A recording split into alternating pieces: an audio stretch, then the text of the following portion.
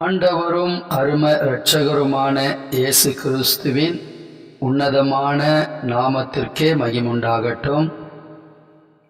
இன்றைக்கான கர்த்தருடைய வார்த்தை, கர்த்தருக்கு பயப்படுகிறவர்களே கர்த்தரை நம்புங்கள், அவரே அவர்களுக்கு துணையும் அவர்களுக்கு கேடகமுமாயிருக்கிறார். சங்கீதம் 115 அதிகாரம் 11 கர்த்தரை நம்பி அவர் மீது சார்ந்து கொண்டால் அவருடைய அற்புதமான வழிநடத்தல்களை காண்பீர்கள், காண முடியும். கர்த்தர் தாமே உங்களை ஆசீர்வதிப்பாராக. ஆமென்.